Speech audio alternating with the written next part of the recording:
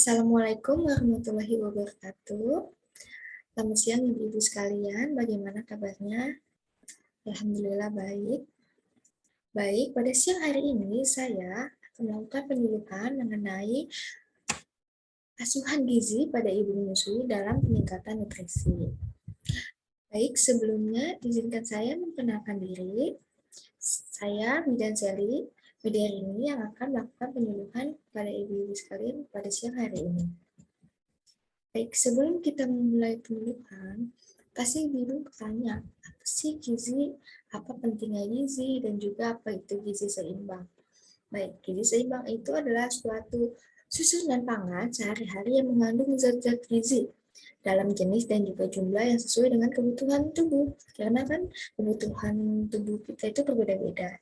Tentunya kita harus mencukupi jumlah dan juga jenis sesuai dengan kebutuhan kita masing-masing. Dan pada ibu menyusui dapat diartikan bahwa konsumsi makanan ibu menyusui itu harus memenuhi kebutuhan untuk dirinya dan juga untuk pertumbuhan perkembangan bayi.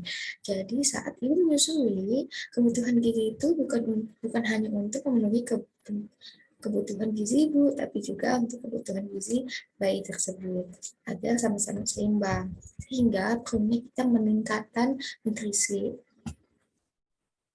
Baik. Dalam gizi seimbang itu, kita harus mengandung 3 zat utama. 3 zat gizi utama itu apa aja sih? Nah, yang pertama itu zat tenaga. Zat tenaga itu terdiri dari karbohidrat dan juga lemak. Lalu ada zat pembangun. Zat pembangun itu terdiri dari protein.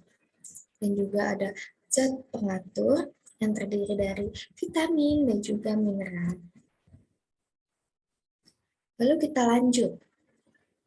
Apa sih pentingnya nutrisi? Karena kan tadi kita sudah membahas tentang gizi, dan juga kita akan membahas tentang nutrisi. Sebenarnya gizi dan nutrisi itu tidak berjauh beda.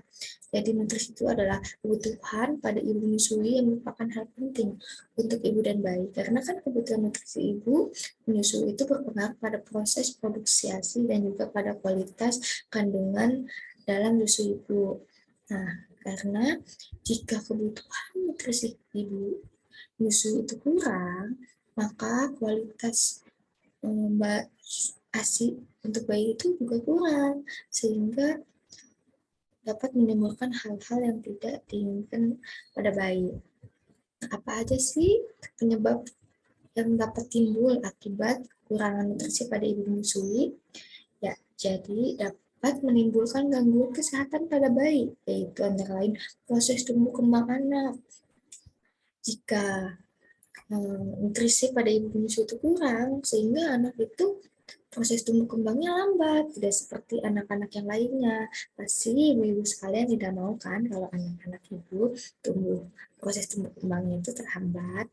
Nah, maka dari itu kita perlu peningkatan nutrisi. Lalu bayi mudah sakit, karena kan sistem kekebalan tubuhnya itu berkurang karena kurangnya nutrisi, sehingga bayi mudah sakit. Lalu mudah terkena infeksi. Itu juga merupakan salah satu penyebab karena kekebalan tubuh bayi itu berkurang. Lalu kekurangan zat-zat esensial yang menimbulkan gangguan pada mata maupun tulang. Karena nutrisi kita bayi itu kurang, sehingga dapat menimbulkan gangguan pada mata ataupun tulang. Nah, apa saja sih kebutuhan nutrisi untuk ibu hamil, ibu menyusui yang perlu dipenuhi? Jadi ada banyak sekali ya Ibu, ada 6. Namun dari 6 itu sebenarnya masih banyak lagi. Nah, jadi yang pertama itu nutrisi karbohidrat untuk ibu menyusui. Itu per hari sebanyak 309 sampai 378 gram. Lalu untuk proteinnya itu sebanyak 76 sampai 77 gram. Lalu lemak sebanyak 86 sampai 88 gram. Ada nutrisi serat untuk ibu menyusui sebanyak 32 sampai 38 gram. Lalu vitamin itu ada vitamin A yang harus mengandung 850 mikrogram. Lalu vitamin D 15 mikrogram, vitamin E 19 mikrogram, vitamin K 50 mikrogram, vitamin B1 sebanyak 1,4 mg, vitamin B2 sebanyak 1,8 mg, vitamin B3 sebanyak 15 mg, vitamin B5 sebanyak 7 mg, vitamin B6 sebanyak 1,8 mg, vitamin B7 sebanyak 35 mikrogram, vitamin B9 sebanyak 500 mikrogram, dan juga vitamin B12 sebanyak 2,8 mikrogram, dan juga vitamin C sebanyak 100 mikrogram. Lalu selanjutnya yang keenam itu ada mineral. Mineral itu mengandung kalsium sebanyak 1.300 mg, zat besi sebanyak 32 mg, seng sebanyak 15 mg, dan juga fosfor sebanyak 700 mg, magnesium sebanyak 310 mg, natrium sebanyak 1.500 mg, juga kalium sebanyak 5.100 mg, dan juga tembaga sebanyak 1.300 mg. Banyak sekali ya ibu-ibu.